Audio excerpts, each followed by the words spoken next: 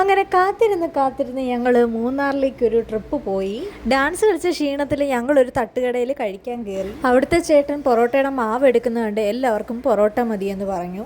അവിടുത്തെ പൊറോട്ടയും കഴിച്ച് നേരെ ഞങ്ങൾ വണ്ടിയിലേക്ക് കയറിയതും മുസ്തഫ ഡോക്ടറും ശിവാവണ്ണനും മാഷും കൂടെ കത്തിയടി തുടങ്ങി. ഒരു 6 മണിയൊക്കെ ആയപ്പോഴത്തേനും ഞങ്ങൾ റിസോർട്ടിലെത്തി.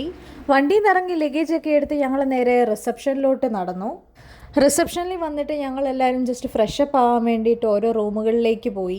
ഇനി ഞങ്ങൾ നേരെ കഴിക്കാനെ കൊണ്ട് പോവുകയാണ്. ഒരു വെജിറ്റേറിയൻ റെസ്റ്റോറൻറ്റിലാണ് ഞങ്ങൾ കയറിയത്.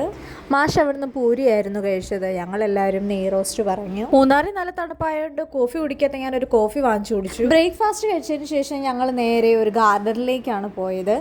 അവിടെ ചെന്നപ്പോഴത്തേക്കും ഫോട്ടോ എടുക്കണോ വീഡിയോ എടുക്കണോ അതോ അവിടെ ആസ്വദിക്കണോ എന്ന് പോലും സംശയമായിപ്പോയി. അതുപോലെ അടിപൊളിയായിരുന്നു. ഒരു നീണ്ട ക്യൂ ബ്ലോക്ക് ആക്കിക്കൊണ്ട് എൻ്റെ അച്ഛനും അമ്മയും ഫോട്ടോ എടുക്കാൻ നിൽക്കുകയാണ്. ഗാർഡൻ കണ്ടതിന് ശേഷം ഞങ്ങളൊരു വ്യൂ പോയിന്റ് കാണാൻ വേണ്ടി പോയി. അവിടെ ചെന്നപ്പോഴത്തേനും അടിപൊളി മഴയും കാറ്റും, പിന്നെ അതുപോലെ തന്നെ കോടയായതുകൊണ്ട് വ്യൂ പോയിന്റ് കാണാനും അടിപൊളിയായിരുന്നു. വ്യൂ പോയിന്റ് കണ്ടതിന് ശേഷം ഞങ്ങൾ അവിടുന്ന് ഇറങ്ങി. അവിടുന്ന് പിന്നെ ഞങ്ങൾ നേരെ വന്നത് എക്കോ പോയിന്റിലേക്കാണ്. അടുത്തുള്ള ഒരു ബജ്ജിക്കടയിൽ നിന്ന് ബജ്ജിയും മേടിച്ച് കഴിച്ചു. ഉച്ച സമയമായതുകൊണ്ട് നല്ല വിശപ്പായിരുന്നു. അപ്പോൾ ബജ്ജി കൊണ്ട് അഡ്ജസ്റ്റ് ചെയ്ത് ഞങ്ങൾ ബജ്ജി തൊട്ട് തിന്നാൻ തന്ന മുളകിനാണെങ്കിൽ ഒടുക്കത്തെ എരിയും.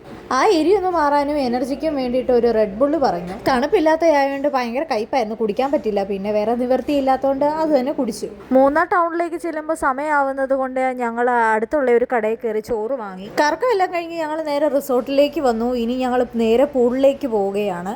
അങ്ങനെ ആദ്യമായിട്ട് ഞങ്ങൾ പൂളിലേക്ക് ഇറങ്ങി. ആദ്യമായിട്ടായതുകൊണ്ടായിരിക്കും ഒരു നല്ല തണുപ്പായിരുന്നു. അത് കഴിഞ്ഞ് ഞങ്ങൾ നേരെ ക്യാമ്പ് ഫയറിലേക്ക് വന്നു. അവിടെ ചെന്നപ്പോൾ ചെറിയൊരു മഴയുണ്ടായിരുന്നു, പക്ഷേ അടിപൊളിയായിരുന്നു. അവിടെ തന്നെ കുറേ ഗെയിംസ് ഒക്കെ കളിച്ചിട്ട് ഞങ്ങൾ നേരെ റൂമിലേക്ക് പോയി. അടുത്ത ദിവസത്തെ വിശേഷങ്ങളുമായി വീണ്ടും ഞങ്ങൾ വരുന്നതായിരിക്കും. Okay, bye.